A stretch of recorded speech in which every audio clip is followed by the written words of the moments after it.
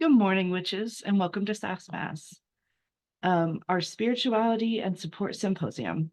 Think morning witchy chats around a warm campfire. The recording is started, and by participating in Sass, you agree to read and accept the terms of engagement, which I'll post here in the chat in a moment. We ask that you mute during the recording for clarity during the meeting and for the afterplay.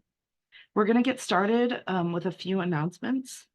Firstly, Sass is recorded and posted to our public YouTube page weekly. You're welcome to be on or off camera for the meeting, and feel free to change your display name for the meeting. Oops, I'm sorry, that's the terms. That's not the announcements. Little disorganized this morning. Who else is feeling super duper tired this weekend? The announcements are that we have, let's see, today we have at 1:30 Pacific time, right after Sass, we have the convergences chat. We'll chat about the upcoming convergences in June on the 14th, 15th, and 16th. We have the rituals and revelry coming up, coming at you from the Alaskan wilderness. It'll be a staycation retreat. So you get to cozy up and go out into nature all at the same time.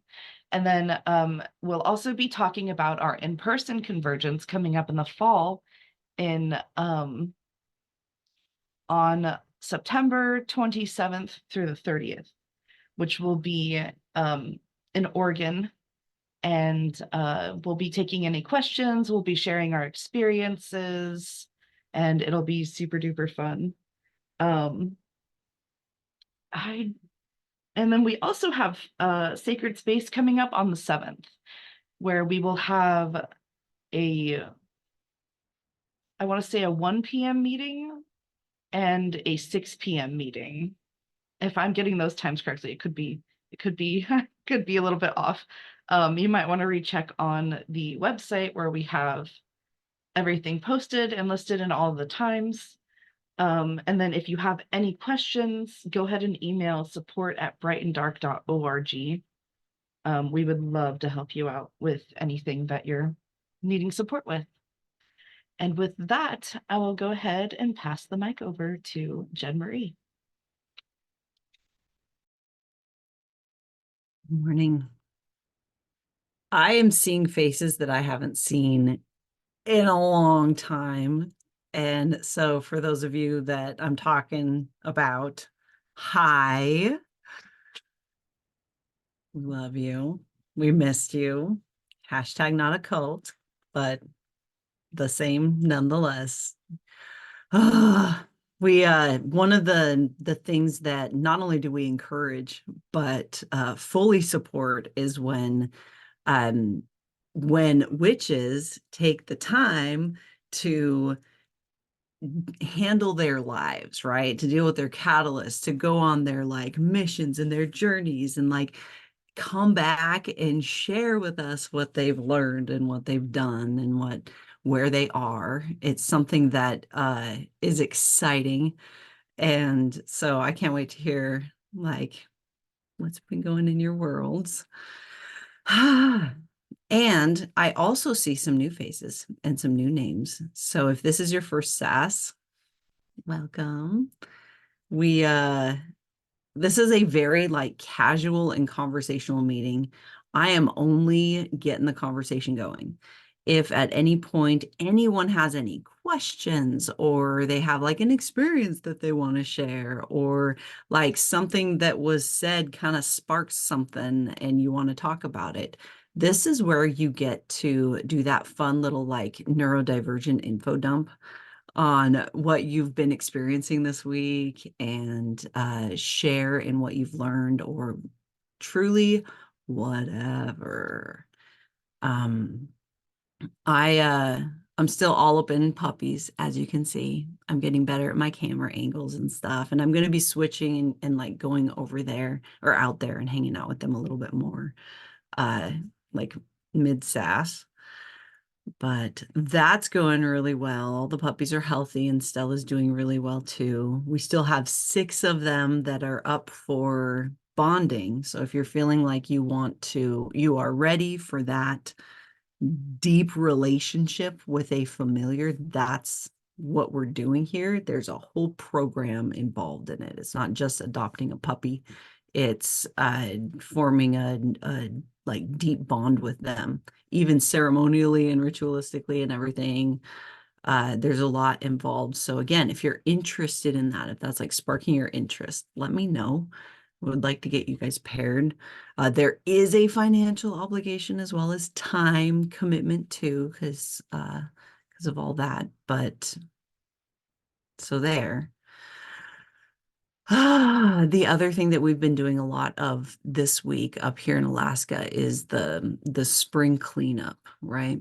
Like we're finally able to go outside and really walk around and see what happened over the course of the last like 8 months that we've been in darkness and ice and all of that.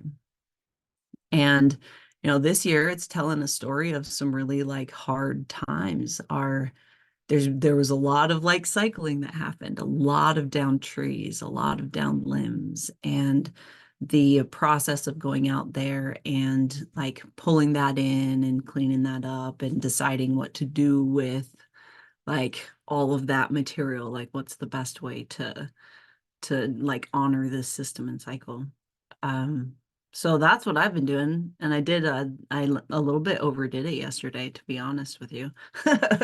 I'm like, now that I got my braces for EDS, I'm like, I'm invincible. I could do everything, and it doesn't hurt all the time. And so I'm like, back brace on, and like foot braces and everything, and I'm doing the stuff. And my partner's like, "Are you sure?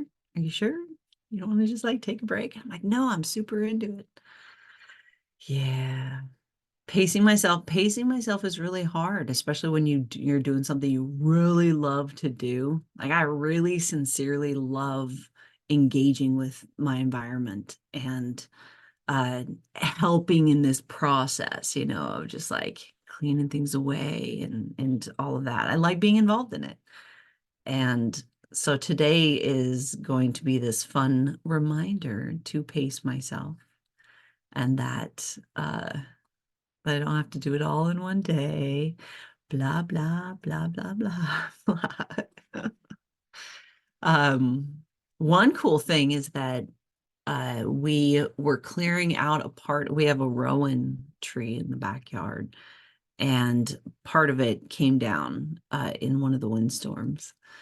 And so I was like, well, what are we going to do with this? And one of the things I was like, oh, we can start collecting pieces of, lengths of wood for wand carving.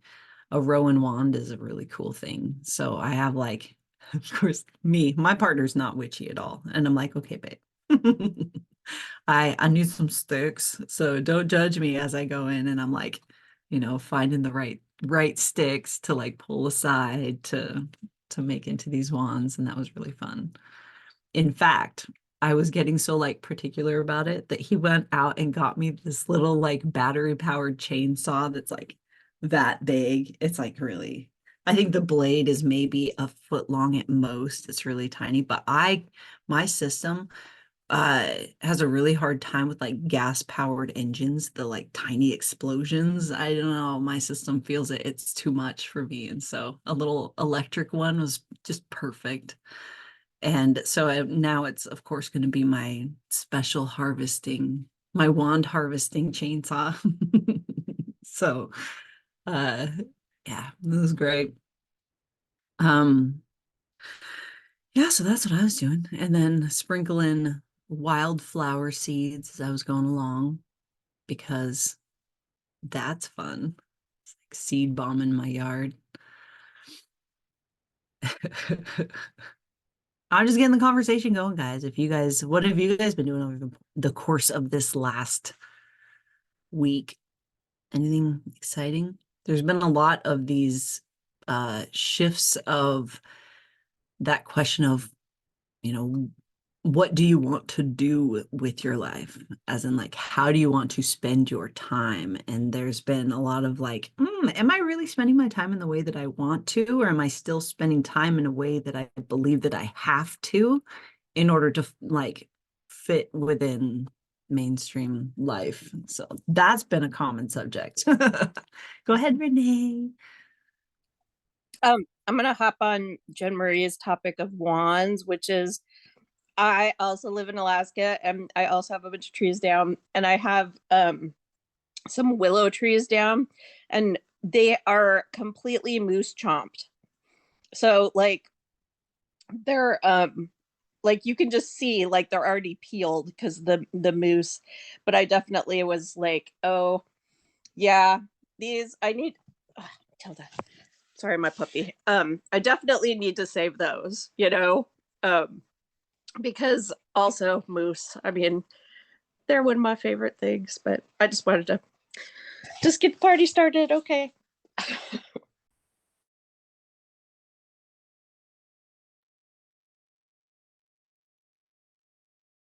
Go ahead, Christina. I was going to jump on your connecting with nature comment. Hi. All these boxes, we're moving. And my husband and I bought 18 acres. We're moving and it's so cool. It's the most like calm and peaceful piece of land, just the spirit of it. And I'm so excited. And we move in 9 days. I'm so excited. I'm so busy. I'm doing too much. Oh my gosh, that's exciting. Are you still going to be in the Pacific Northwest area? Yeah, we're moving from Eugene, Oregon to a little rural town called Pleasant Hill, not far from I here. know what that is, yeah. So it's like 15 minutes or something away from where we live. It's not far, but it's definitely more rural, which is nice. How exciting. It's just That's quiet out there. It's funny how peaceful it is. So, thank you for so coming silent. and sharing that. And then you have to pace yourself too. Moving, Yeah. man, that's That's a lot. big. You always you pack and you think I got so much done, and then you look around and you're like, how do I still have more stuff? Yeah, mute.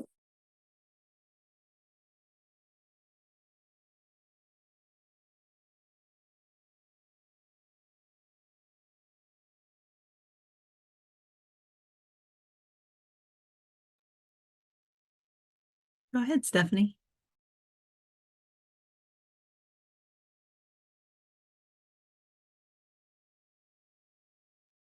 Hello, everybody. So I have more of a existential kind of like you were saying situation.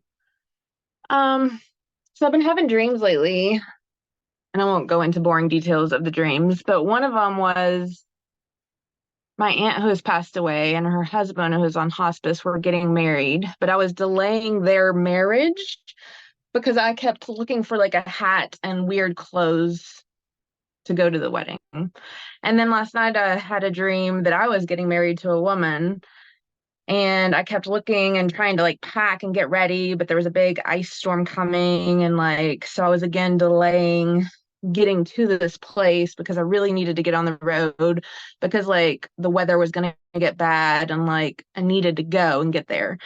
And so like these messages are just like I need to go, I need to do the thing.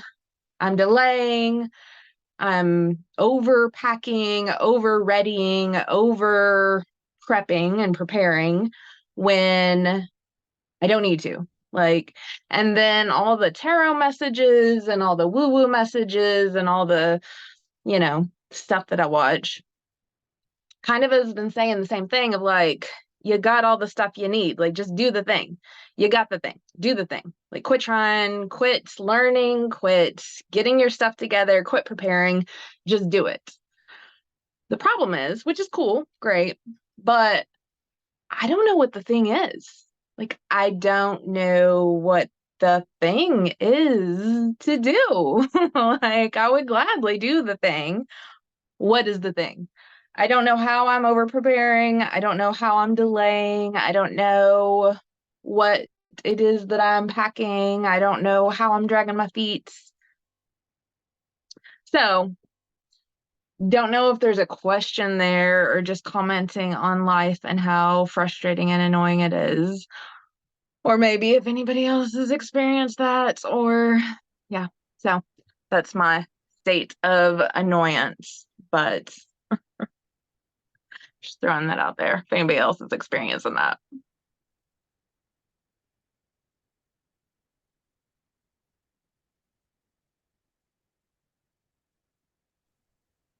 Karen. Can I weigh in before we switch topics? I feel like that's up to the next participant. I don't think that's like my. I mean, if everyone's okay with that, go for it.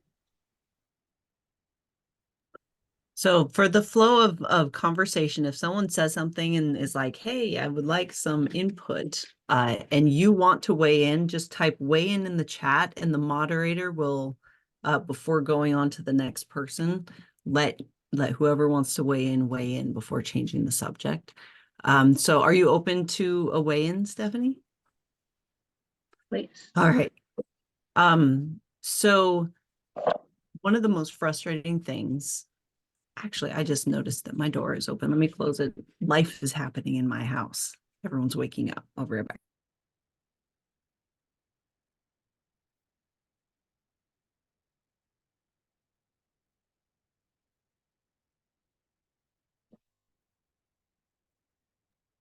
Sometimes, oftentimes, when we're getting this urge to like do something, and yet we don't know what the do is, oftentimes that means that we need to practice being. And it's really, really frustrating because it's like, well, what do you mean being? How do I be? Well, it's an acceptance that your life is your practice, and how you navigate this present moment is where your magic is. And the recognition of that, the choices that I'm making in this present moment are me directing that magic and directing that, like the reality that I'm wanting to participate in. Does that make sense?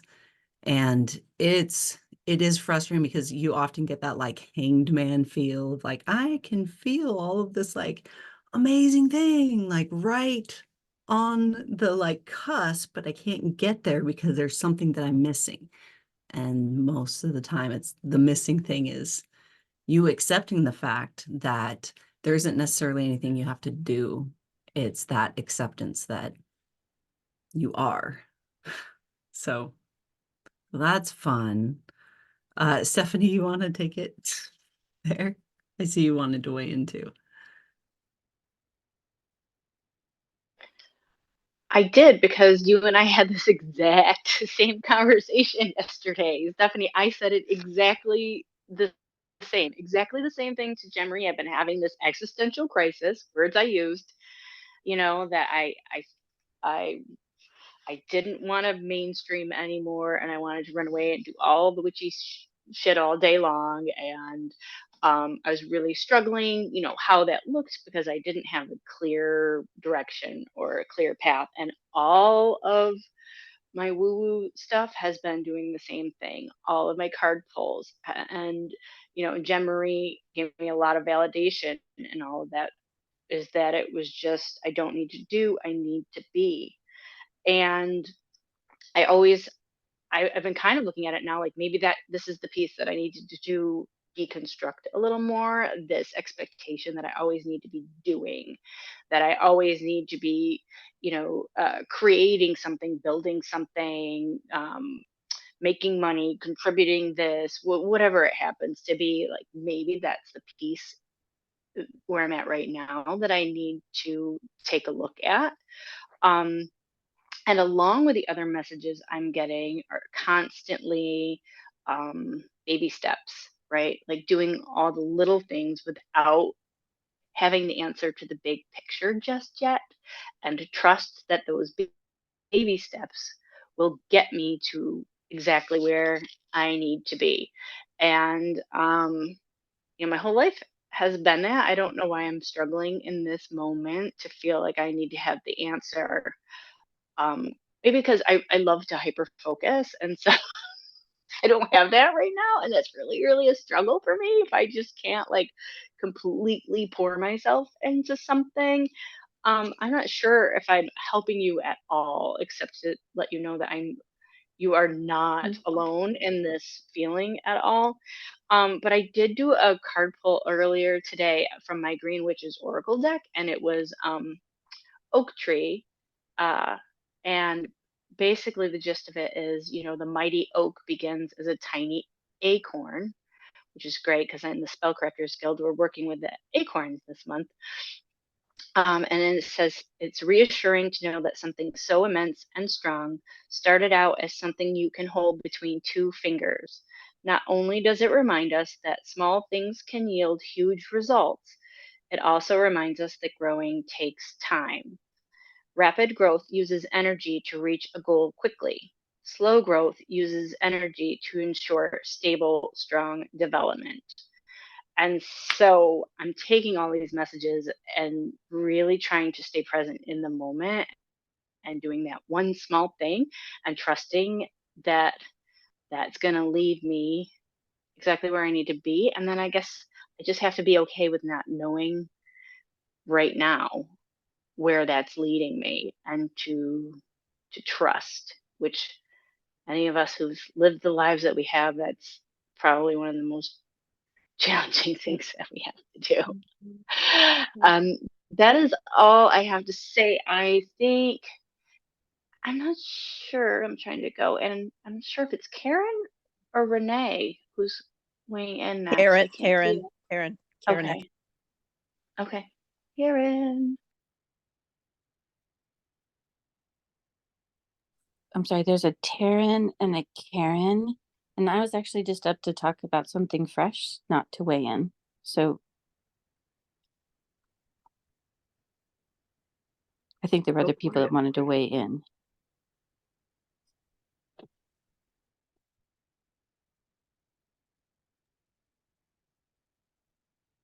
Go for it. Go ahead and change the subject. We're here for it. Oh, okay. So I just moved too. And we're 2 weeks past the move itself. So good luck on your move. It is really tiring.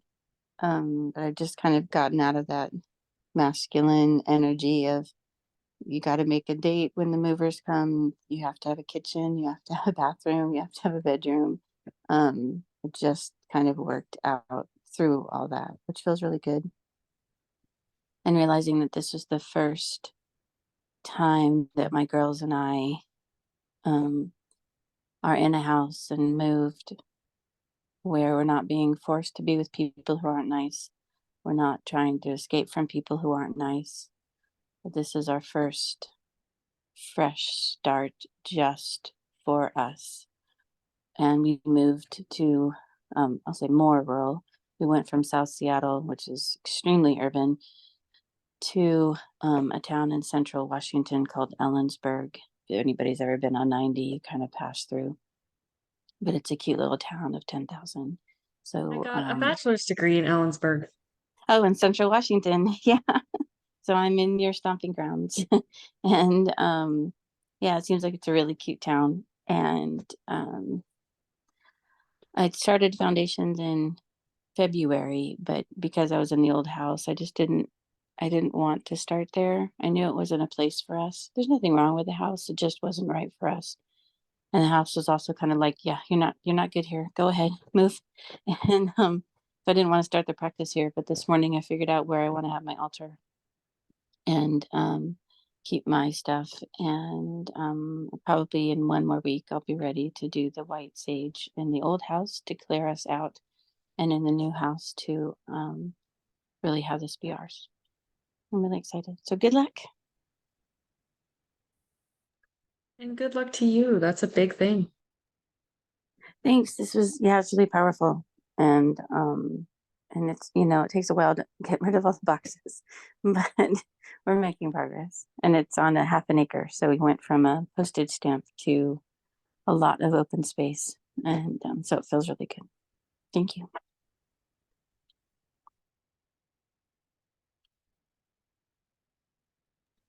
Thank you, Karen. Go for it, Renee. So one thing I'd been thinking about this week that I wanted to bring up was just connection-based magic and how there was just something when I'd read magic books that I just resisted. And I now realize it because so much of it is dominion based or worship based, and that something just always felt off about that. And now that I am familiarized with connection based magic, which I feel is I feel like we're doing something very new here. And I love that feeling. But so I just start to notice connection based magic versus dominion based magic like all around me all the time. And I was watching the movie The Last Unicorn the other day for anybody that's familiar. But the Schmedrick the magician, anytime he tries to practice dominion based magic, it like fails spectacularly. And anytime he says magic, do what you will, it succeeds wildly. And I just think I just thought if anybody needs like a little like warm up on their heart, well, actually, I mean, The Last Unicorn is pretty heavy, but yeah, it just, like I said, I just kind of notice it everywhere. So I've been thinking about that, and I've also been thinking about like what I can bring to my communities, like whether they be online or like my local communities. And I mean, I have some ideas, but anyway, I have that on my heart, on my mind as well. And yeah, I just wanted to, if anybody wants to talk about how much they love connection based magic, which I know that's why we're all here. But anyway, yeah, like I said, I notice it a lot in the world, especially like in any kind of movies or anything too. I'm just like, oh, like, like I'm a little judgy, but but yeah, I'm just so happy to finally feel like truly aligned with something. Like I really love it. And that's what I was gonna say. And I'm trying to see is anybody next, Ocean? Can you help me out? Absolutely. Oh. Stephanie is next.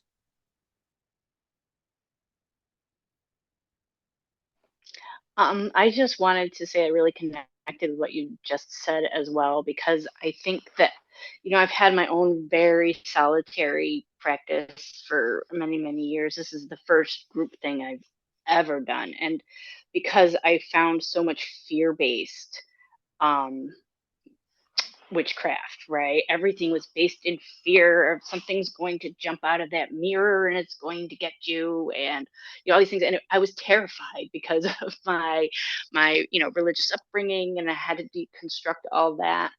Um, and this group has been what's helped me to be able to now know what I'm looking at when I'm out there in the world, and to more easily be able to see what works for me and what doesn't, and that I don't have to be fearful of any of it, right? There's now that just makes me laugh at this point, because it's you recognize how much is based in that dominion and fear and social based conditioning. And so I too um feel like this is really just something new that I haven't seen anywhere else, and so I'm really, really grateful for it.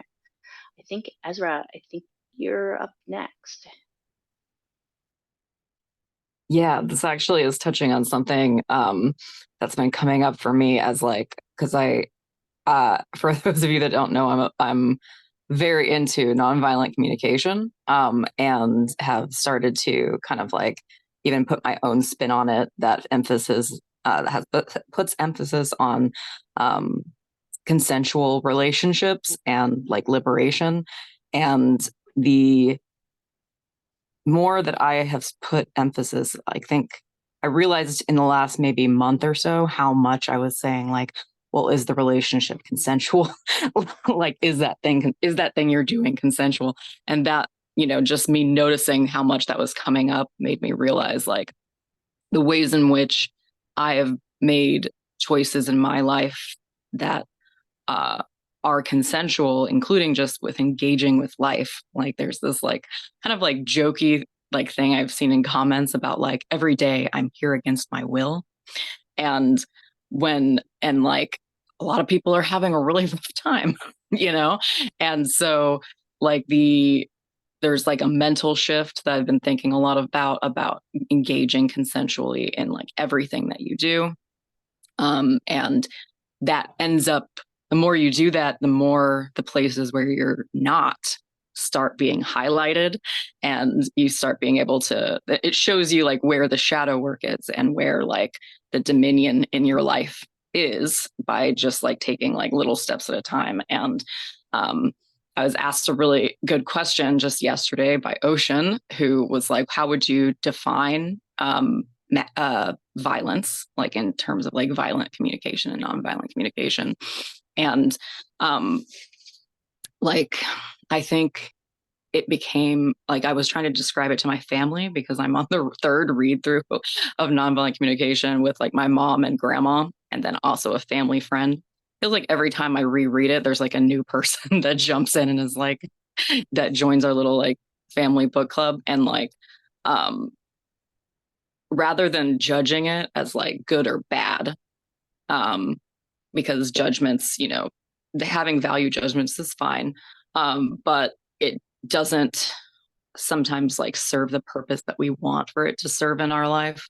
And so rather than thinking like, oh, violence is anything that's bad and, you know, nonviolence is anything that's good, I've been trying to frame it more as there are behaviors which are connection based, and there's behaviors that are connection alienating, and they're and also just like life alienating, and life flourishing behaviors. And so neither of them are technically bad, like in the like I think like on a like a molecular level, like you're allowed to do things that are not that may harm something technically. And so like it's just that choosing which one you would like to participate in is that's your where you are. That's where like what the whole like being a witch and being, you know, just, I mean, honestly, just a person in the world that gets to choose what their experience is like, and framing it that way. In relation to like magic also doesn't want to do things against its will. And so that's what I think of in like connection-based magic. Why it vibes so much with me personally, because I get to co-create a consensual relationship with magic and with, whereas worship kind of in my head ends up feeling like I'm not worthy. And so there's something bigger than me that ends up, you know, being more important than I am. And I feel like that's just not the experience that I choose to participate in my magic. So that's just what it brought up for me. I think I had a weigh in. So I think Stephanie, maybe. Is that what I saw? Yeah.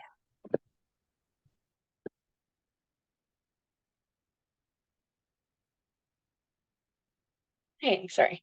Yeah, I was just gonna weigh in on both what you and Stephanie were saying about the fear-based and the dominion and the scarcity, and what Stephanie was saying too about, like, I haven't joined any kind of witchy communities before either, because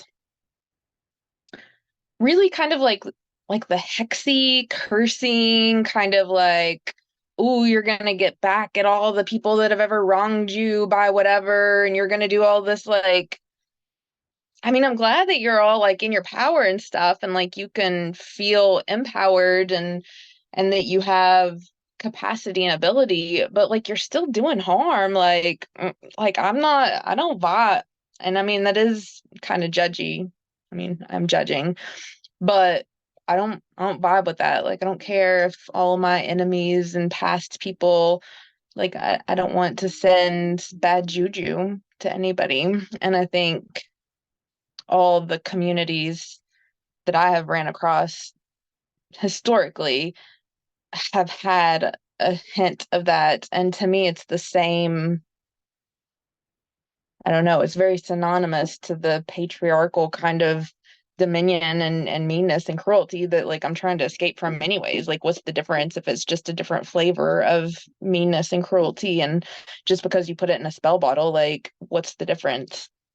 So just kind of along the lines of what y'all are saying of that's why I haven't done it up until this point, and what I'm trying to get away from, and the power of it and the control of it and the using it for ill and not good, and using it period, and not just going with the flow, and I don't know, going along with it instead of taking it and brandishing it and power. I like what all you were saying. I think it was Christina that was trying to talk, or maybe Ezra, you wanted to respond to that.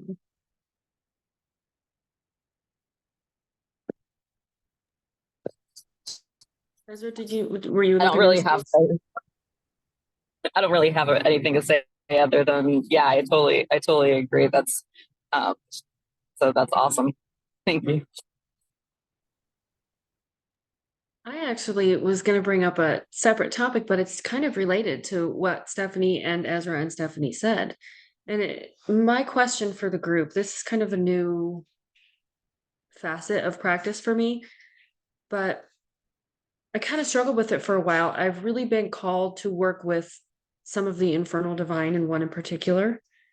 And so it's kind of been a little bit of a weird fear-based thing for me, and also values-based, like you mentioned, because I grew up in a community and in a culture broadly that looks at that as like a good, bad Christian perspective. And I'm not really aligned with the perspective that there's just good and bad and everything is that straightforward. But also, as a kind of a background of things that I've learned in this community, a lot of what came up for me was, is this a power over dynamic that I'm establishing? If I choose to work with an entity like this, who I'm very called to, and I have done a lot of examination of my own moral compass and how I feel about that, because I really don't want to have that kind of practice where I'm interested in power rather than community, and power for others and for us together.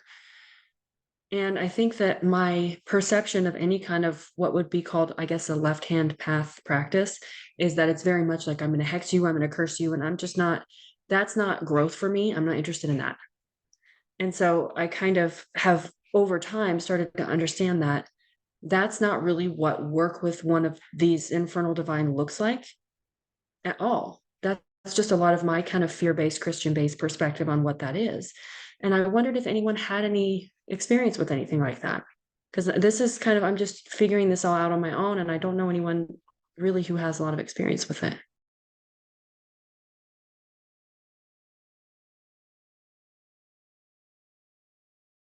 Get it, Renee? I would say I think that's something probably a lot of us are dealing with. Anyway, Christina, I was just gonna say, I think just information and education is always good. I mean, I think you can look into something without, like totally jumping in. And yeah, what you're doing asking is good. But I mean, I just feel like any kind of information is good information because it's a tool for you to use to make decisions. I I mean, I think I've said this before, but it's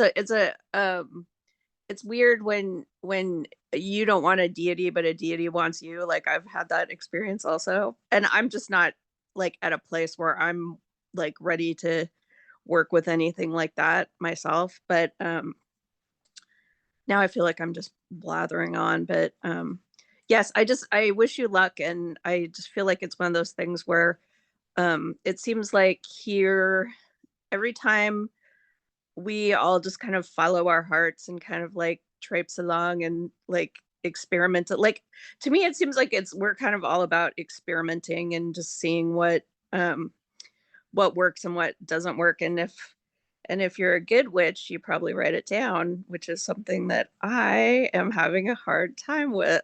But I'm gonna pass it off because I think, shoot. Sorry, Ocean, can you help me again? My iPad's acting up here. I got you. Maya's next. Go for it, Maya. Okay, so I personally don't have much experience with working with those type of beings. However, a friend of mine that I used to work with, who I shared that like I had my practice, his daughter was having some weird things going on, and anytime she got angry or she would get reprimanded or yelled at, some poltergeist activity would start to happen. Or like one time they got in a car accident after an argument with their daughter, and they were just really confused and asked for my help or guidance or whatever. And so I went there and I met their daughter and like I talked to her, and turns out she had a guardian demon, which I had never encountered in my life or ever even heard of until I met her. And it was an honestly good relationship between the two of them. It's just that the being was so protective, it came out in a more negative way, but it was for her best interests. But she didn't know what was happening. Like, she didn't ask to work with them or anything. It was just kind of a relationship that happened naturally between the two of them. And I'm still in contact with them, and to this day, it seems like that entity is still around, and like they've understood the relationship and the boundaries and like gotten it under control, where like the being wouldn't lash out whenever she was stressed or angry or anxious. But I think it's just like knowledge and understanding and creating your own boundaries and your own internal thoughts of what you think is, I guess, quote unquote, good or bad, or whatever gray area there is, and just doing the research. Yeah.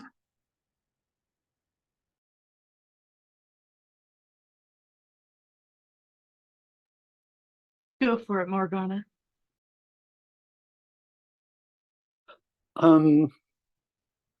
As far as right versus left-hand path, for anyone who doesn't know, when somebody talks about that, right-hand path is considered, like, in a super general way, the benevolent, no harm path, and the left-hand path,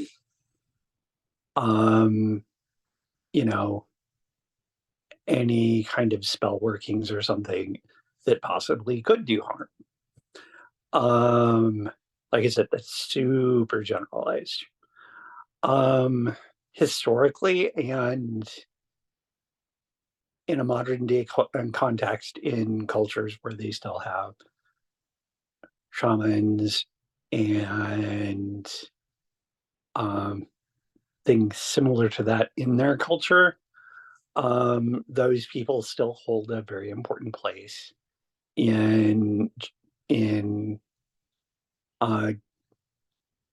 seeking justice for people who can't get justice because of their positions in society or corruption or what have you.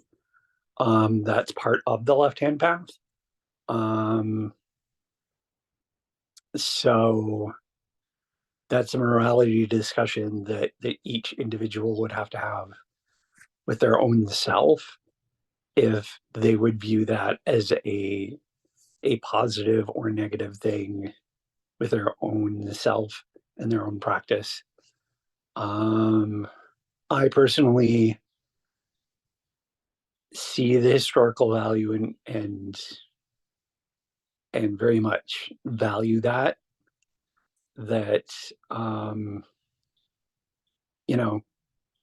a lot of the times that person who would be the person who you would go to for healing, advice,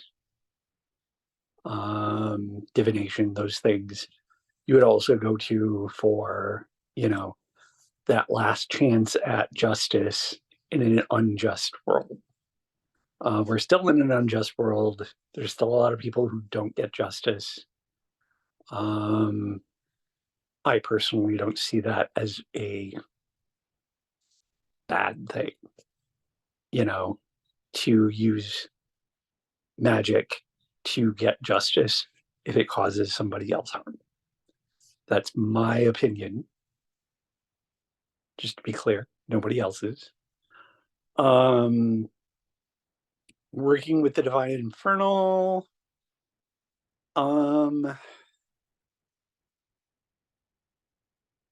It's a personal relationship with a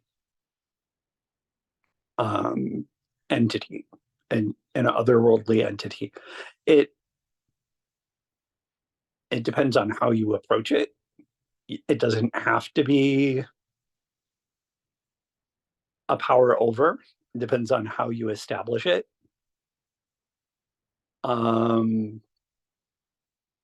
It doesn't have to be like something out of like an 80s sitcom where there's like black robes and dancing around with candles. It doesn't have to be that, unless that's what you make it. So, and what I've seen from other practitioners is they end up doing a lot of really, really heavy shadow work on, you know, some really deep, heavy things that they wouldn't necessarily want to look at. And, you know, seeing, and then also through doing that shadow work, seeing how that affects other people and the culture around them. That's just information. What you do with that information is up to you. I don't see it as a good or a bad. I see it as an action, and what you do within that action is ultimately up to you. It depends on your focus and your wishes, and you know, that's partly where journaling comes in, and accountability, you know, having somebody else you can talk to, journaling so you know exactly what happened when, so that if it's going in a direction that you don't want, you can, you know, discuss it with that entity and be like, hey, this is not going the way I want. This is not okay, because you are in the driver's seat. Or just severing the connection, being like, we're done. Because you always have that option of just saying, no, we're done.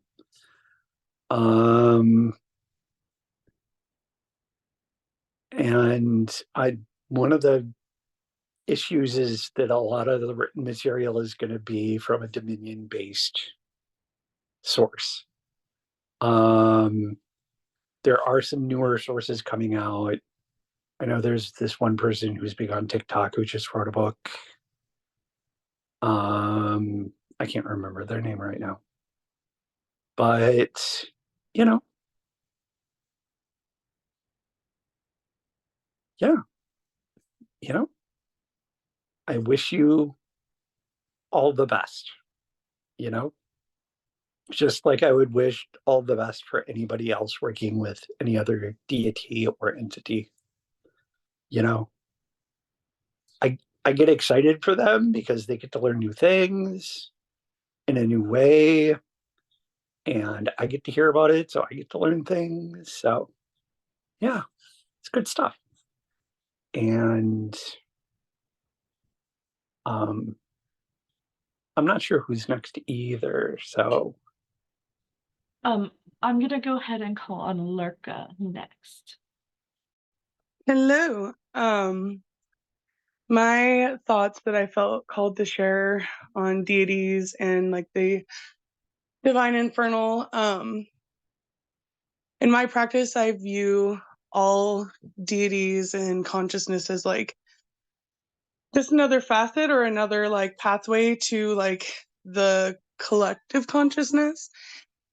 And to me, like the divine infernal is still divine, and they have this knowledge that we can benefit from. And I believe that if you feel called to work with a deity or anything like that, a demon angel, that they have some kind of knowledge that your higher consciousness is wanting to absorb and learn or connect with, or you know what I mean? And I agree. I don't believe that there is really any true like good and evil among them, but that it's all just another like a smaller pool of the great like ocean of knowledge.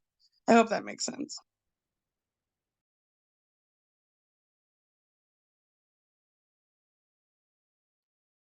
And yeah, and I feel, sorry, one more thing is like I feel like personally me, my soul and my spirit is always working through lifetimes, timelines, universes and stuff to basically reach like enlightenment. And that's why I feel like I almost have a right as a conscious spirit to search out that knowledge.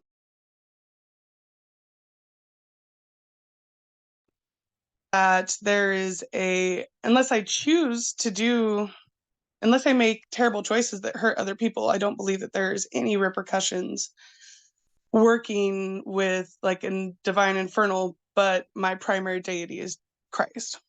Okay, I'm done now. Thank you, Heather. Go for it. I mean, Lurk, sorry. Go for it, Silver.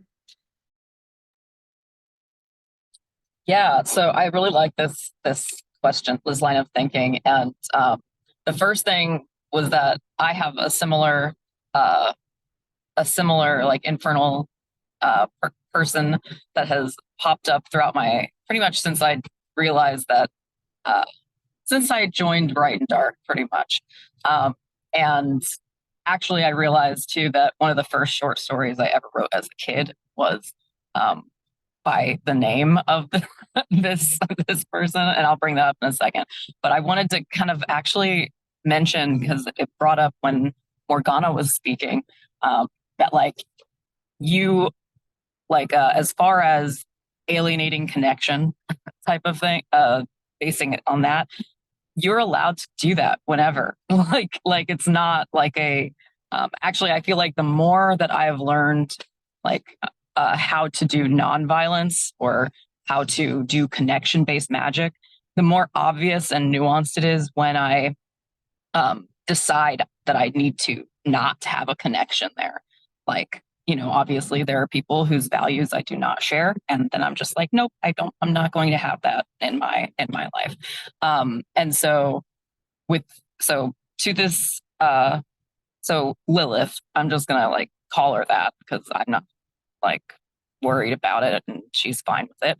But like I have pretty much gotten messages here and there, and I'm getting even more interested. It's like now that I'm in a place where I'm looking. And so one of the things I did, because I'm like a very research-based person, is I was like, I went through like every bit of information that is out there about Lilith, and I like compiled it in all the things that I liked into a Google Doc. And there are several things that make so much sense to me. For example, like even just with left-hand path versus right-hand path, the way that like largely like you know colonizing forces has demonized the literal left hand. Like and then the associations with women and femininity as like leftness, and the nighttime and how scared they are of the nighttime, things that are dark and like all that kind of stuff. Everything kind of seems like it is designed from that you know evangelical like Christian nationalist lens that says that there are some things that should be demonized. And if you look at like what that if you realize when you read the story of Lilith, who was writing it and what has stuck around and what connotations that she brings up in people, it's like she was a woman who said no to a man. So like that's pretty much it. She was like the first woman, and then there was Eve because they had to like, get him another wife essentially. And she was like, no. And then there's like also this whole like she kills her children thing, which is when read through like a certain lens could be like a whole pro-choice situation. Like depending on how you read it. Because if you completely believe like all of the translations that were often done by men who were in a very power over dominion based mindset, then it's like, oh, okay, now I see what they were trying to say about her, and what do I now know about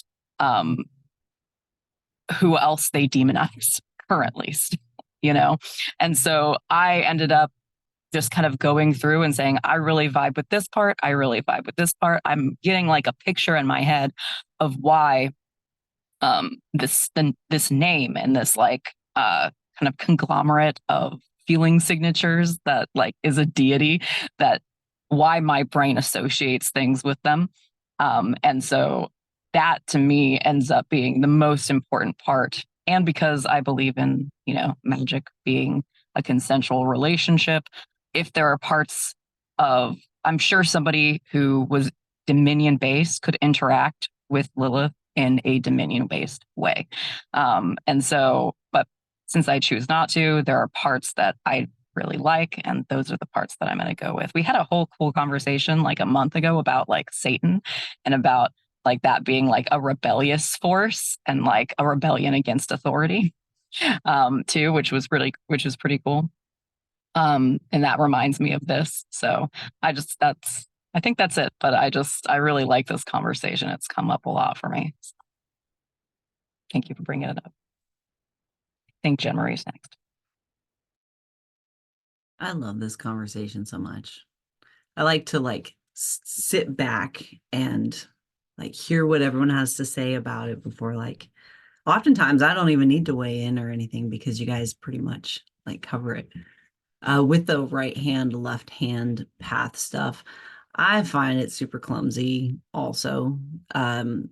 The definitions of it, because of all of that, like the social conditioning about left, right, sinister, dark, all of that kind of stuff. It surprises a lot of people to learn that my practice is considered left-hand path. Right? I know, because the right-hand path is about structures and rules and a good-bad binary, right? And the left-hand path is usually about, it's more neutral, like morally neutral with things. They don't often apply that good-bad binary to what it is that they're doing. And it is more centered in that personal relationships with like deities or personal relationships or personal ways of navigating magic usually. But again, with all things magic, it depends on the practitioner's beliefs regarding whatever it is, right? When it all comes down to it. I don't practice in a good bad binary. I do not follow rules and structure. I'm not hierarchical in the way that I engage with magic at all, to the point where I don't work with deities. I never have. And even with like infernal divine, it's not that I don't believe that they exist or any of that. I've just never seen a reason for me to engage with life and my magic in that way. I've never felt called to that. Again, that is not saying that I don't want it to be like this because I don't do it, it doesn't exist. So let's just put that right out there.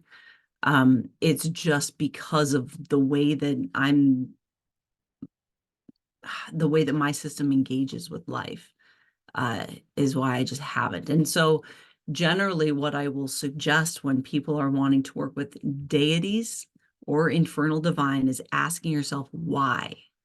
What am I thinking I'm going to get out of this relationship that I can't get out of my own system and my own, like, my stuff, right? And a lot of times the answer to that question is that there is a curiosity about a certain archetype, and there is something to be learned about that archetype. There's something about going and working with them, educating yourself about them, learning about how they, learning their lore, how they are, um, uh, what kind of honorifics they like, right?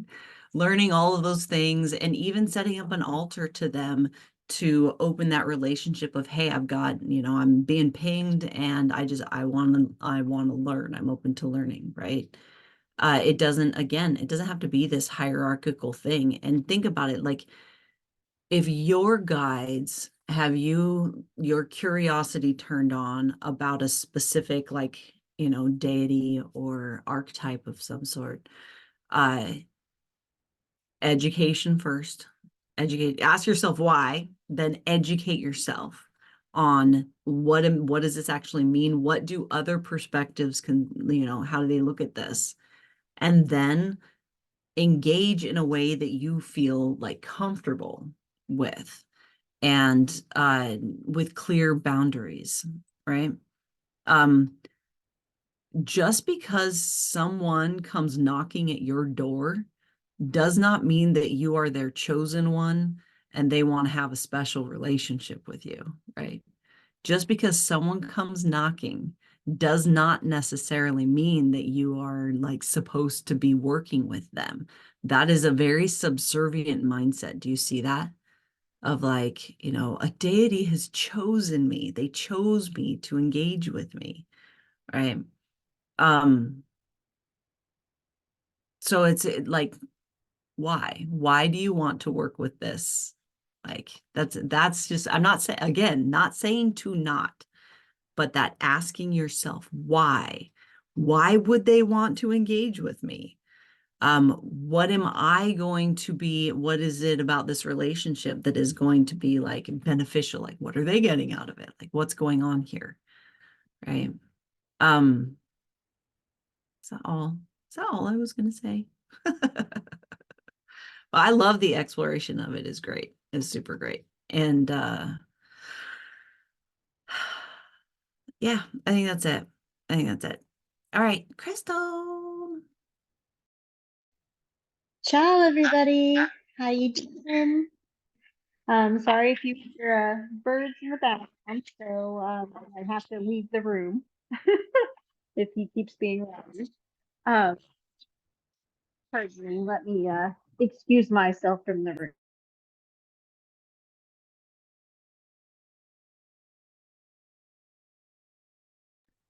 So what I wanted to say, I actually do agree with Jen Marie. I actually am the same way. I would be considered left hand. The way I was raised, which is a culture that's not typically spoken about, it's a very secretive way of practicing, is the Italian culture, which we call ourselves stregas.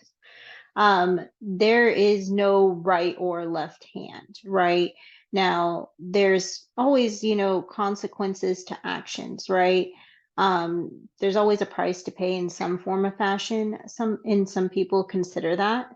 But, another thing is it's more like karma type magic, right? Most of the time, Stregas would do magic that would make what was meant to happen to them happen. That is what I was taught in my culture. They do have a lot more deity type things, which I'm not actually personally into. But a lot of the Strega worshipped Hecate.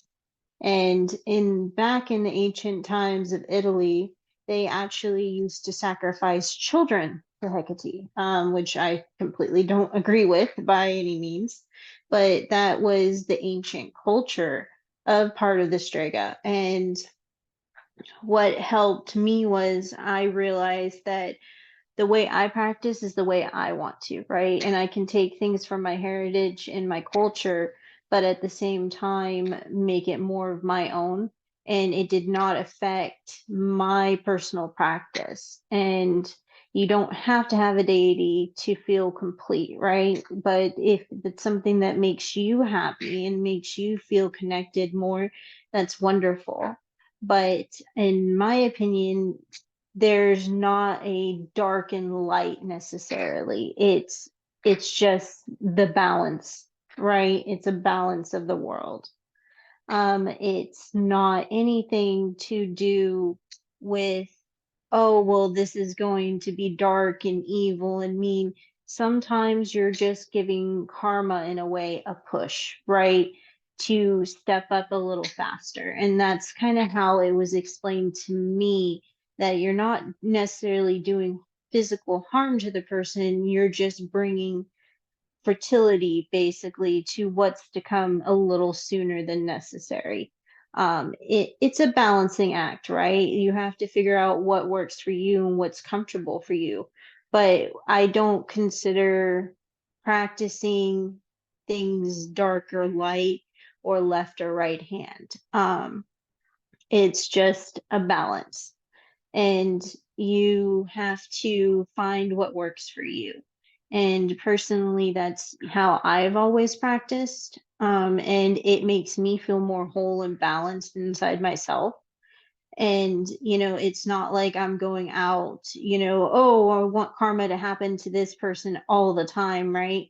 It's only in really necessarily they need to have basically reality of what happened for them to be. I'm losing my words. Sorry, guys. Um, it's more about driving what was meant to come to them just a little sooner. It is not any means me saying I do it every day. It's nothing like that. But also, they're, basically making people leave your life, right? If someone is harming you in a way but leaving your life, that's not dark, right? That's just helping them basically exit your life, and that is something you can do as well. And it's just as simple as burying a jar with different ingredients and doing a spell over it and building it at a crossroads. Burying it at a crossroads, you keep yourself safe, right? Than having to, you're doing something evil to this person, right? You're not doing anything evil. You're just trying to keep them from messing with your life and continuously bringing toxicity or negativity to your world. But that's, personally my upbringing. It's not something we really talk about as Stregas. It's always been a very secretive, you know, type culture and way of practicing. You can't walk around Italy and say, "Oh, I'm looking for a strega." People are not going to talk to you about it. It's very quiet. If you come across another one, then that's one thing, but it's a very interesting way of learning how to practice, and it's fascinating. And if anybody ever has any questions, I'm more than happy to share as much as I can. And I learn and I grow all the time and change my way of practice all the time. And that's the beauty of it, right? Because I don't just stick with my heritage way of doing it, but I also do it in the way of what works for me. So I hope that's helpful to everybody. And thanks so much for listening. Ciao, guys.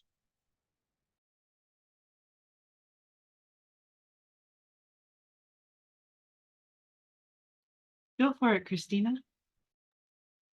I really appreciate this perspective because, much like probably a lot of us, my practice has always been very solitary. And one of the reasons why I have the practice that I have is because I want to be able to explore myself and my spirituality and not have someone tell me, here's what spirituality should look like. Here's the prescribed way that you practice your path.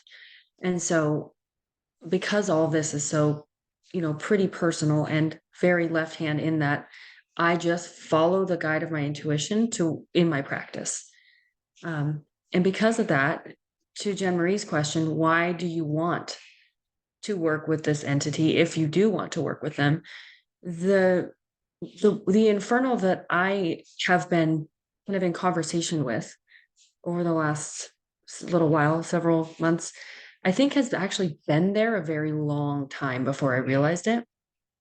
And the reason why I am called to it, I can't speak for them and why they want to, but for me, it's because they're not trying to, he is very focused on me growing.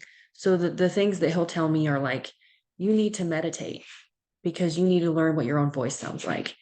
And that aligns with my practice. And actually, he's very disinterested in any kind of what he calls petty magic. Like if you want to do, he'll say, if you want to do some kind of like, you're pissed off at someone, you feel like maybe you're just like in that mindset where you're like, I should do something about this. This is not in any way to criticize anyone's practice or baneful workings. I'm not opposed to that, just kind of in principle, but he is not interested in that. He's like, you can do that if you want to, but I mean, I'm not sticking around. Like you can do whatever you want. But if he says, my practitioners are disciplined. And if you want to work with me, you're working on you. We're not working on everyone else. We're not controlling other people. We're working on you. And so I really respect that. It aligns with my practice of how I want to what I'm trying to achieve with my practice, which is my own personal growth. Again, that's just me and my path. And so that's kind of the why, is because a lot of this is so solitary for me, and my practice is mostly me. But sometimes you do need a guide. Sometimes you need someone to tell you what's next. And this community is a huge part of that for me. But also this work has been him guiding me in the direction I want to go. So I don't feel like, oh, thank you for working. It's more like, we're in an agreement here. We're going to move forward in this direction that works for us. And I like that. It's consensual.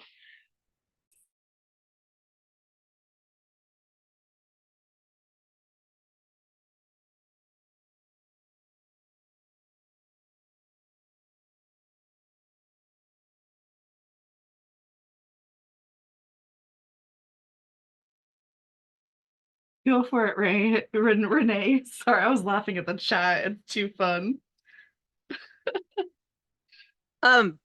So this just popped in my head when we were talking about right hand, left hand path, and just you guys have seen those memes. They're like, in childhood, I thought quicksand was going to be a way bigger problem than it is. I was just thinking that about like Satanists. It's like when I was a kid, like the scariest thing you could run into is a Satanist. And now, like when I run into a Satanist, I'm like, hey, like, what's up? Like, tell me more, so like, and I guess I would be considered left-hand path too, because I'm very chaos driven, and also I'm very into like making up my own stuff, and just like letting it fly out there and see if it works versus any kind of structured formal traditional thing. Not to say it, like I have the weird attraction to that, right? I definitely like see the attraction to that. And like how it's valid, like it's weirdly validating, right? Like but because it's like school, so it's like when you like go through levels, you're kind of graduating, and there's something satisfying about that. But I very much enjoy what I'm doing right now. But yeah, it's just funny. It's just I also heard, or I read the other day, it was something, it said like when you're a little kid, like all you want is your stuffed animals to come to life, and as an adult the scariest thing you could think of is your toys coming to life. So anyway, I just wanted to share my last time I met a Satanist, I was in a store and she just like beelined over to me and she's like, hey, what's up with you? Like she's like, I'm a Satanist. um, and I was trying to explain that to my husband because he was like, oh, Satanist, that's kind of weird. And I was like, remember when we watched that documentary on the Church of the Flying Spaghetti Monster? I'm like, it's kind of like that, but more intense. Like, so, which I don't know if everyone would agree with, but yeah, the Satanists I've met, they've been a really good time. So let's see. Does anybody have their hand raised right now? I got you. Okay. Isabella's next. Thank you. I hope you can hear me. I'm having a lot of trouble on my end hearing all of you. Keeps cutting off the signal. Um, I just wanted to, it's more of a question on the same conversation. So I've been here a year, maybe a little bit more. I'm not really sure, but the point is that I really loved engaging and staying in bright and dark for the safety and the growth that was offered where I didn't find it anywhere else. However, I don't work with, no, okay, so I don't see too much of the spellcraft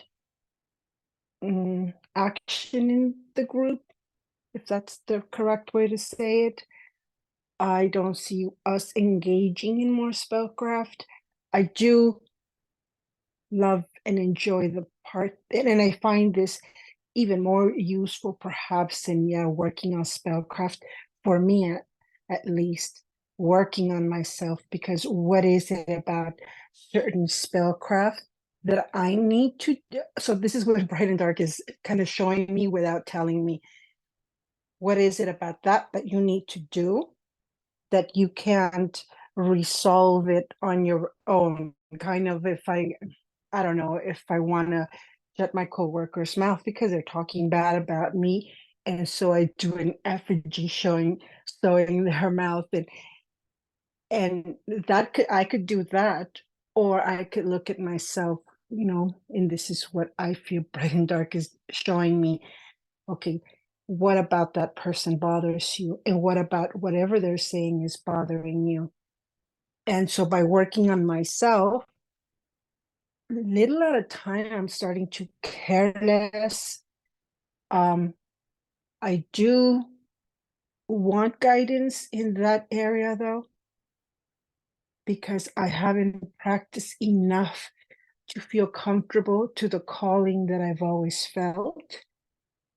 So yeah, it's just more of a question of why aren't we not more engaged in that aspect? Thank you. I'm going to jump on that too, actually. I love your question, Isabel. So, I should have written down all the things that I wanted to talk about, honestly. Like, I'm totally regretting my life choices right now. So I'm going to try and wing it and see what happens here. Firstly, with deeper engagement with spellcrafting, other than what we do in foundations, we do that in the guild, which focuses more on cultivating different facets of your relationship with your magic specifically. The reason we save that for the guild is because it's that foundation, that first year of really engaging with looking for your authentic self and establishing that practice of introspection. The guild builds on that. And it means taking that deconstructed perspective from dominion to that connection based kind of platform and building off of that, because you're engaging with your life in a different way, if that makes sense. That's why we don't go heavy into a lot of the spell crafting and stuff like that in the beginning through foundations. It's important for you to put your attention on that introspective work. A lot of times, especially when you're newer to witchcraft, we get kind of distracted with the fun stuff of the spell crafting and everything. But my goal is to get you guys to where you can write your own spellcrafts. And that takes again, cultivating that relationship with each facet of your magic and your magical practice a little bit more. Does that make sense?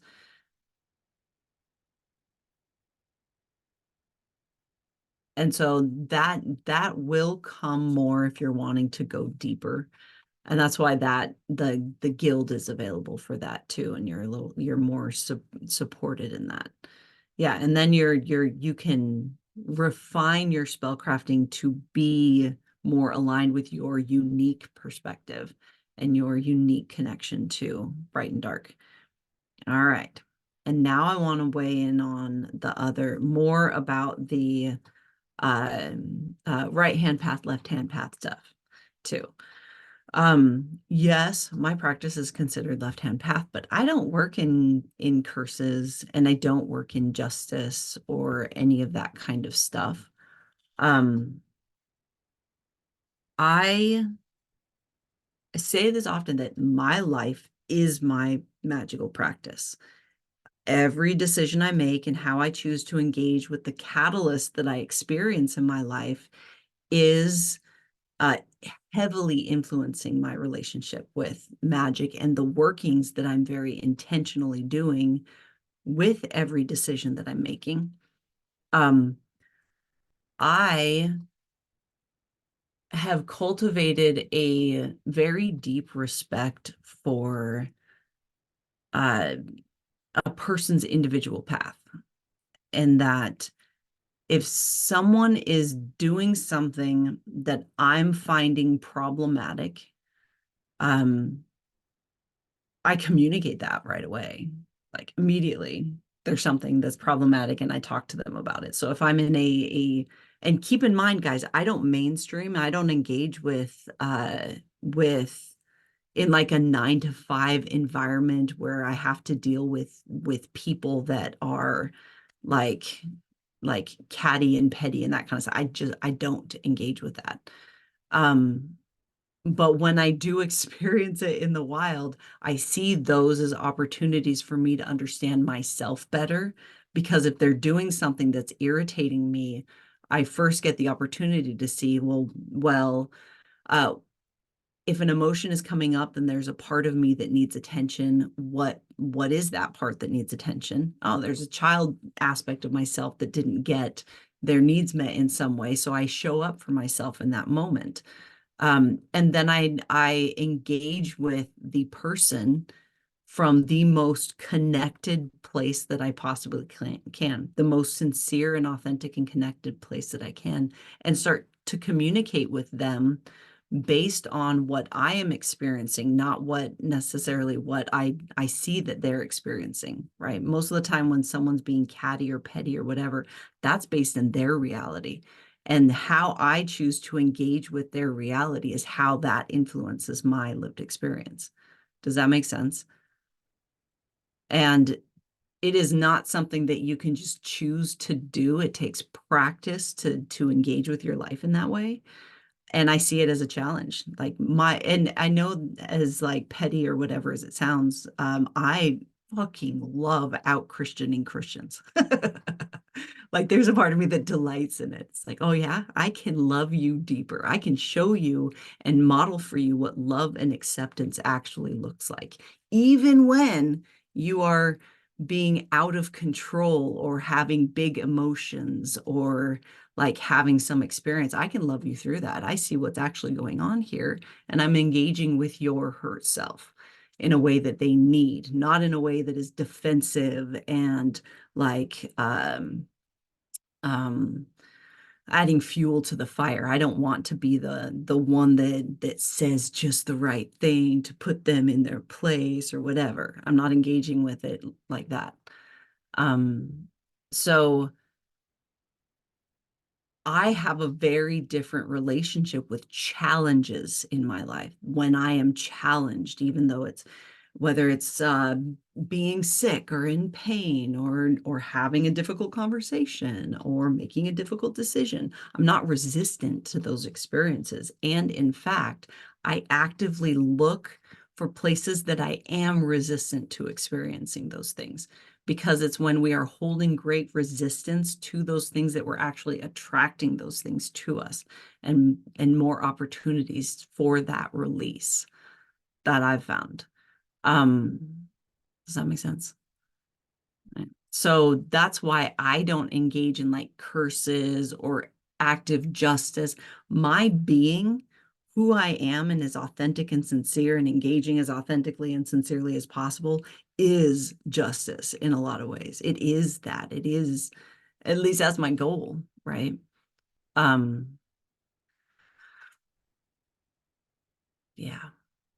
I think that's what I think that's it. I think that's it. I'm gonna pass it off to Maria and toss it off. She's right there on my screen. I think am I next or is Stephanie next? But I think I'm next. Okay, thanks, Stephanie. And you're right next to me too. So it's like you actually pointed at me, which on my screen too. Like right next to me. So hi everyone. I'm happy I was able to make it to the end of Sass today. I was so excited to hop on and see so many witches here, especially one person that just joined like a couple hours ago. So yay to you for making it. And so I'll catch the replay for the beginning, but loved jumping in on the conversation. I think like it's like a process, right? Jen Marie is awesome to watch that engagement, whether it be on social media or the times that we've been in person at convergences and have kind of witnessed her doing that. For me, I through the deconstruction process, I find myself getting to a place of neutrality. Sometimes I don't always go into the like having compassion, but I don't always express it to the other person because sometimes I'm like fucking angry and I don't want to, but that's, something to kind of like dig into. And for me, it's all shadow work. Like that's how I approach it. Also, if I'm feeling like mad, angry, sad, having emotions for like towards another person, and so it's been a shift is like the first thing that I do is just turn inward. And though the only, I mean, I worked through that some in therapy over the decades that I've been in and out of it. But with the 3 years of doing shadow work, I definitely felt huge progress with the way that we do it. And just because there are so many new people on here, you know, it's kind of coming to the sacred space meetings and being able to like process. So, we don't have to come to this is a beginner like space. And so when we come to these spaces, we don't need to come with any background knowledge of being prepared. It doesn't matter how much you know about witchcraft or about shadow work. You just have to have the willingness to do it. And just sharing the way I have done it is just showing up and participating. And that was the biggest thing. And of course, like I wanted to do the fun stuff. I wanted the magic. I wanted to do the spellcrafts. And I also wanted Jen Marie to like give me 5 books to read and that I could, and that didn't happen. So I just kind of like hung in there and trusted that I felt that this was where I needed to be. And then about 6 months after, it kind of clicked in. And I was like, oh, okay. And it was that really first year was focused on a lot of the shadow work and, going to Witchwork Circle. So like Witchwork Circle being that external representation, that spellcraft being the external representation of the inward process that we do. But it does kind of start to click, and it's just really different because here you're not going to find someone saying this is the way to do it, like ABC 1, 2, 3, because it's like we're repairing here, we're in a space to support each other, to find our way, to support your relationship with your intuition and be like a safe space to like just talk about these things like as they come up, because we with all of us collectively doing shadow work and like Ezra, jumping in on, teaching some nonviolent communication and things like that, that to me, like that's like the secret sauce. I mean, that's the key to the universe. That is like the way, like the answer. And that life is hard. It doesn't mean that what we perceive as maybe bad things are going to happen. They are going to happen, but how we engage with them is what shifts. And that's an amazing thing that that happens. And so, you know, we have the workbooks, obviously. So like, you know, engaging with that, the deeper you go, the more you're going to get out of it. But it's up to you, right? Like we get lots of questions like, you know, kind of about, like the process, because it's not like we're not, you know, we're not in a school, we're not like taking a class, you're not going to get a grade, but the conditioning, all of that conditioning of those things is here. And because that's kind of like we're entering in this program, that's part of like the deconditioning that happens. So anyways, I just felt called to share that. And like the part, you know, I know y'all were talking about baneful magic and you know, and I support what you feel is best for you and how you want to engage with your practice. But having just done this for a couple years, I would encourage you to like deep dive into your shadow work and like do that inner reflection and just see how you feel about it, you know, because sometimes that's where the shifts can happen. Um, and like I said, maybe like at the end of the day, some of you may go on and participate and initiate into covens, into other traditions. And I feel like you'll be all that supported with like having done this kind of shadow work. So you can really do anything you want, you know, from here. Some people choose to hang around, you know, for a couple years, some people just a couple of months. But the year is very intentional on the foundations. And like Jen Marie said, oh, really, actually, this is what I actually raised my hand to say. We got there after how many minutes? Here we go. So, for those of you that might be not on the Facebook page, we are beta testing a new app, and I did you talk about this at all yet, Jen Marie? And okay, so we have some people in our community that aren't on our private Facebook page yet, and so there's been this feeling coming out of hibernation, coming into spring. There's been this feeling of disconnect, and people have been feeling it. We've been getting messages about it.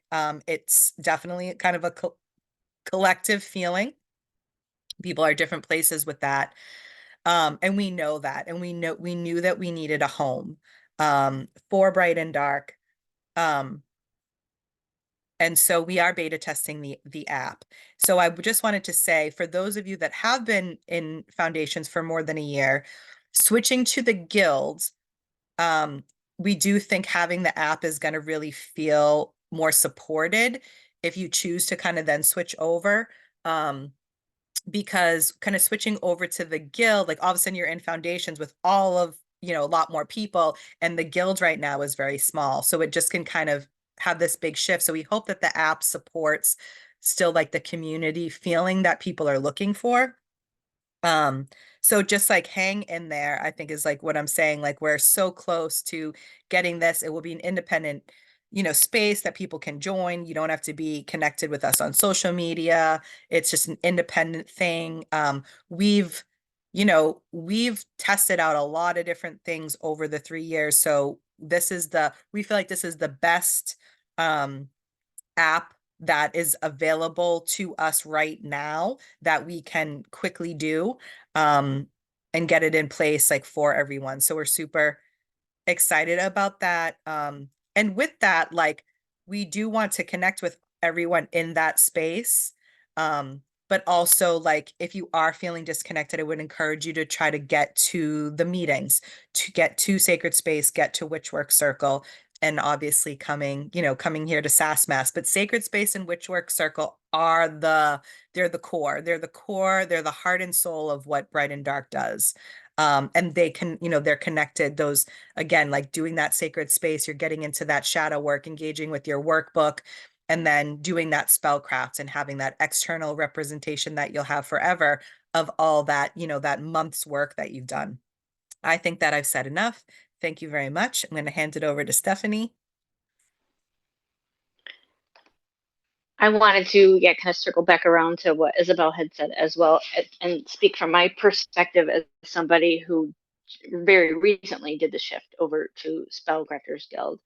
And stay so when I came in to foundations, a lot of my spellcraft practice happened outside of myself. I felt that I had to find it on Pinterest, and I had to find it on social media, and I had to find it on in a book. And my way of practicing was incredibly different than it is now after having moved through, the foundation prompts, and that um, I am significantly more powerful in knowing that it all comes from within me, and to be able to recognize what that conditioning is and how it impacts my spell work. Um, and so now, as I move into Spellcrafters Guild and I start to really craft my own work, um, I have, correspondences and things that matter to me, but I'm not looking it up on Pinterest at all. I can sit down and really craft this beautiful thing that is is for me, and the power in that. I don't even have the words to describe the difference in that, except, it it felt almost before like I was, playing with blocks, and now I'm playing with magic. you know, like it's grown so much, but I really truly did have to go through all the prompts, and I still look at all the prompts and all the emails and still do all the journaling prompts and stuff that comes with the whole foundation practice, because it's completely different a second time around. So if that stuff is important to you, hang in there, because it is going to bring you exactly, I think, where you hopefully may feel like you want to be. I don't think that was a very good sentence, but hopefully you got the gist of it. That is all I have. Oh, there. Jen Marie, I think you're next. Okay. Yeah, it's me. I love Morgana's Legos versus clay. Absolutely. That's a really, really good analogy of what it is that we're doing. The other thing with the guild is that the guild is a lot more structured, and there's a higher demand for like participation, in that there is an altar working to do all month long. There are meditations to do all month long. There is a lot more prompts as far as full moon workings and new moon workings, and expanding your palette as far as spellcraft ingredients, things to include in your spellcrafting. And so foundations does get your system kind of prepared, because of the pacing of foundations. We at least are doing a release and a manifestation every month in foundations. The guild builds on that structure that you've already done and adds to it. It was like, okay, you've got the release and the manifestation. Well, let's add intention with intentional altar work, intentional, like all of these other things. So I hate saying boot camp, because I hate that, but foundations is that preparation for the deeper magic that is really creating a life of magic. So go ahead, Ezra. I mostly had a question, but that actually, if your magic, like I often think about myself and like my my world and like everything as a house. And so literally foundations would be the foundation of the house. And then Spellcrafters Guild, you start like erecting walls and decorating and stuff like that. And so that's just what kind of came up in my mind when you were talking about that. It's been a really cool, and I think I'd love to see more people there. That's awesome. Like I think a lot of people have come around their first year. So that's definitely somewhere we could grow. One of my questions was, or it might be the only question. We'll see what happens. But found the meeting that's happening after this. I'm not going to be able to go there because I'm going to an open mic to sing some of my songs. And so is that going to be recorded? Yes, we have had requests for it to be recorded. It will be recorded. Cool. Sweet. That's it, I think. So Thank you, no Ezra. promises. I think that one of the things that we'll kind of be talking about, so the biggest shift from foundations to the guilds is kind of not having that like sacred space meeting. And so it's a big kind of a big adjustment, and we take all your feedback like really seriously, and we read every email, every comment, and we talk about it. At the like support meetings that we have, the infrastructure discussions that we have. But so like there's something there, but it's like when you're used to having this support system, like having that sacred space meeting and really diving in and talking about it. And then, shifting over to the guild, like where Jen Marie said, of course, shadow work always comes up, like, because it's mixed into everything that we do, but it's not, it's different. And it's just like kind of that adjustment. And even in the guilds, sometimes within those first couple meetings, they ended up like being sacred spaces, and that really wasn't the intention. Like Jen Marie had talked about kind of, the magical kind of workings that we're doing. And it is stuff that we really do kind of like on our own with the structure throughout the month. And then of course we have the 1st and the 12th where we all gather today and like talk about it. Talk about and have that support with each other. Excuse me. But it's one of the bigger shifts that happens. Excuse me. And so I know like 12 months because people ask like, do I have to wait 12 months? And I feel that we've talked about like that going back and forth, like is that too long?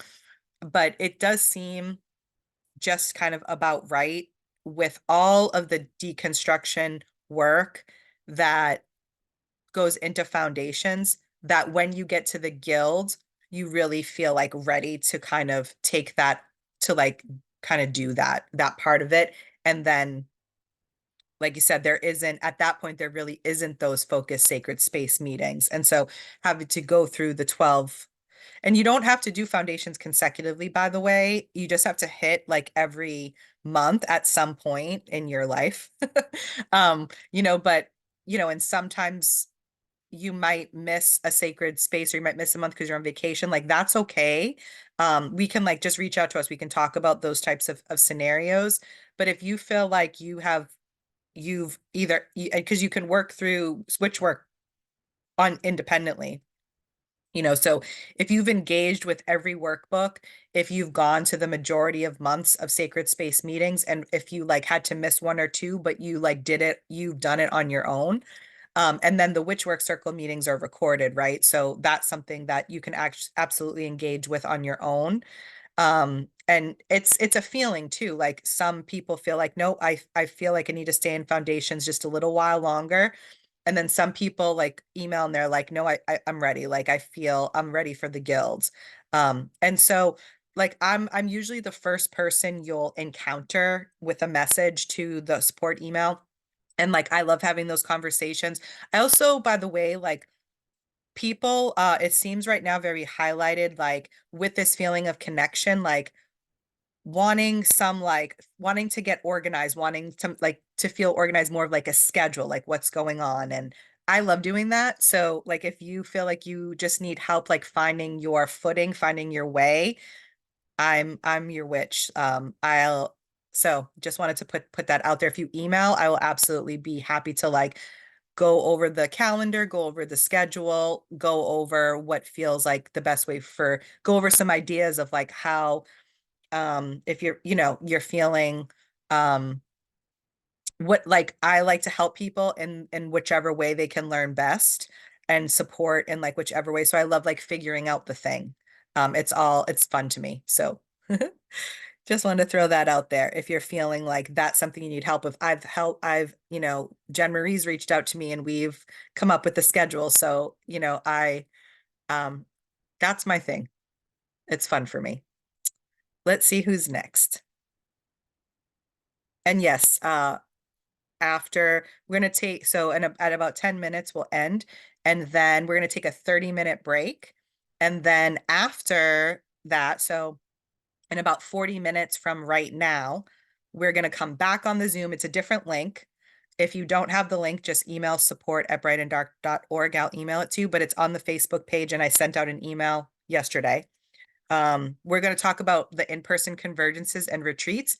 And even if you don't plan on coming this year, but you're interested in it, just come. Or if you just want to listen, just come. You can just come and listen. All are welcome to join. And participants, Taryn is next.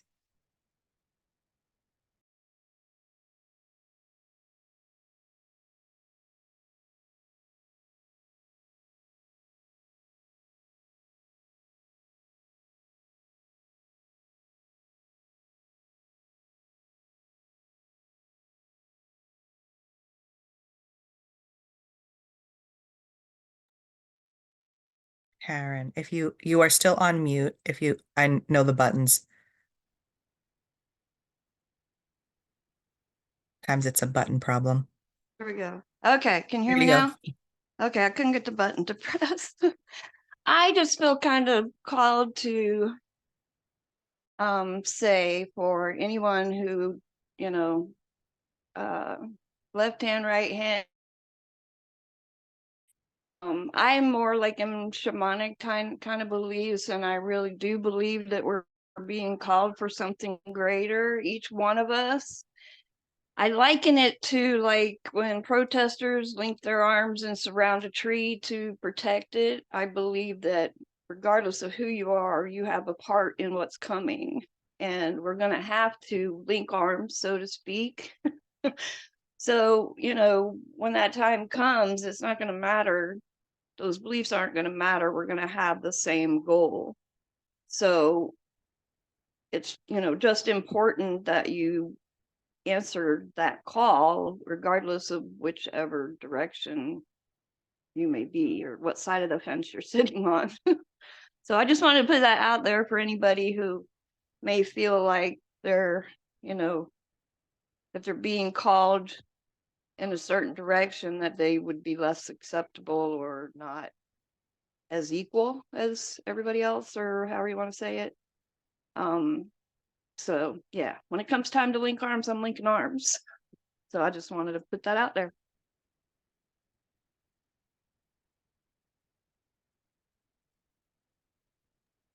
Hi, I think I'm next. Do you guys think that the same way that we all have different flavors to our practice and different ways that we're called to impact our community, do you think it's possible so Jen Marie, for example, you started this resource center clearly because you felt a call to reach out to all of these people all across the globe who needed something, were looking for something and couldn't find what they were looking for. Maybe it wasn't there. And to kind of bring this community together. Do you think it's possible that some of us are not called in this life to do that kind of work at all, like any kind of public work? Or like maybe it's possible that this life for you is just for your growth and development, or is that just lazy and a cop-out? Can I jump on this? Can I just jump right in? Okay. I believe that we all have a different part to play. And the idea that one part is more important than another is part of that social conditioning that we're trying to pick apart a little bit. My internal experience of this, it was not and I think that this is really important for us to have that explained of what the internal experience of following our path can look like or feel like. All I felt was this like obsession with shadow work, deconstruction work, and all that. I felt obsessively compelled to just like absorb all that my brain could about it. And then I felt this obsessive compulsion to apply what I learned to the initiatory processes that I experienced in, the Sorcerer's Guild that I initiated into, and then the different covens that I worked with and all of that. And so I took what I learned on the in the mainstream world of neuroscience, psychology, and trauma healing and all of that, and applied it to what I knew and what my lived experience was with the witchcraft. And that at this point had nothing to do with anybody else. I just had this strong compulsion to do it, and then had a strong compulsion to start a website about it. And that had a strong compulsion to start a TikTok about it. And at no point did other people really come involved in this. This was I need to do this thing because this thing needs to be done. And it's not my business. And I still don't believe that it's any of my business how this unfolds. It's my business to be as authentic and sincere and aligned as I possibly can be in any given moment, right? And that's more what it is. And prioritizing alignment over some structured path is how we are where we are right now. Is just that, doing the best that I could with what was presented to me at any given time.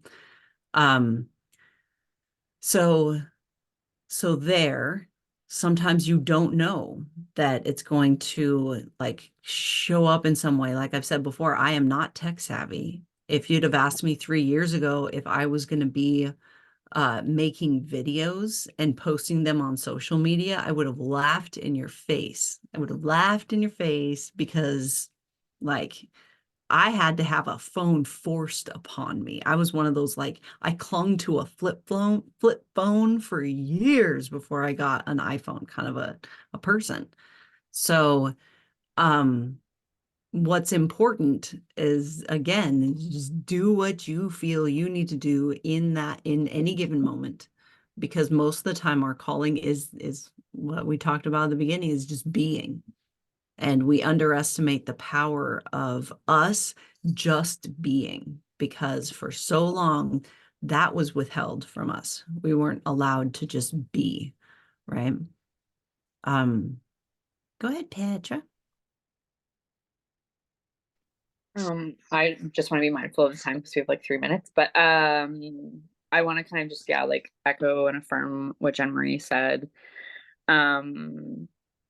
And kind of just say, especially as anyone who's been conditioned to perform femininity under patriarchy, and that is regardless of gender, by the way. We are all conditioned, femininity looks this way, and so if you're going to express your femininity, and we both express femininity and masculinity, then it's going to look in a subservient way.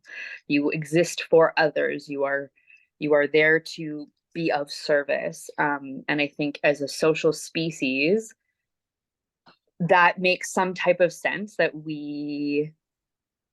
part of how we neurobiologically get good feeling hormones is that we help other people. That's where the good shit is. However, there's this bent in our society of doing that in a self-sacrificing manner. And I think that's where we get hung up a lot of the time, is that often your most authentic expression of your own voice will be in service to other people because it will call their authenticity forward, right? Is that in the times when I'm in here and I'm saying stuff and everyone's like, oh my God, Petra, you said some awesome stuff. It's just me being here's truth, dumping out of my fucking face because I don't know where else to put it. And I think that that's something that I've been so grateful to learn in this community and be affirmed in, and is very much counter to the pervasive codependency that we are programmed into in society. So I just wanted to bring that forward. I was reading, it's on Instagram, Annie Undone posted about polyamory and codependency and talking about mononormativity and kind of in monogamous relationships, how the idea that other people will save us or we're to save other people is so ubiquitous. And I think that the thing is that in this past 3 years of my trauma journey, the thing that has become so incredibly apparent, and the universe is just like, you will fall on your ass as many times as it takes to really learn this lesson, because that is how you learn. I'm a Sag midheaven. I gotta learn by doing. Like, I'm gonna do it and I'm gonna fall down and bleed about it, and then I'm gonna get up and be like, fuck, that was the same thing again. Is that like, I can only save myself. But in saving myself and being my most authentic self, I can show people, one, that it's possible, and two, give them an inkling of like what it might look like for them, right? Because we learn as human beings, we learn by modeling. So when you do what is true and honest and brave and authentic for you, inevitably that will ripple out to other people. It doesn't matter what it is. It doesn't matter what it looks like. It can be like planting flowers in your garden because they give you joy. It can be like how you interact with someone in the grocery store because you want to be more present, like whatever it is. And I just feel like that is really important for us to know. It's like these dichotomies, even of like left and right or good and bad or whatever. I'm someone who's like, fuck the binary. I just want to be authentic. I don't care what it looks like.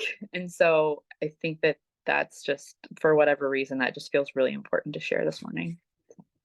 I will wrap it up at that.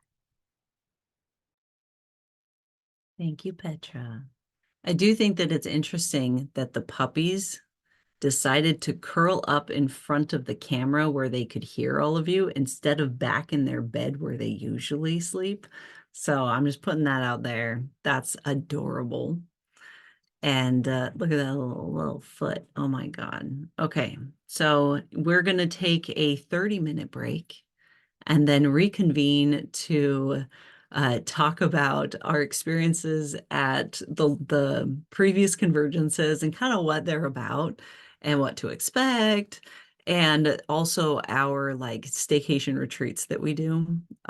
So you guys get to, instead of just like the support team answering your questions about these like retreats and stuff, we wanted to give the opportunity for those that have actually been to them and experienced them to be able to share their like experience with you guys too. So you guys are amazing.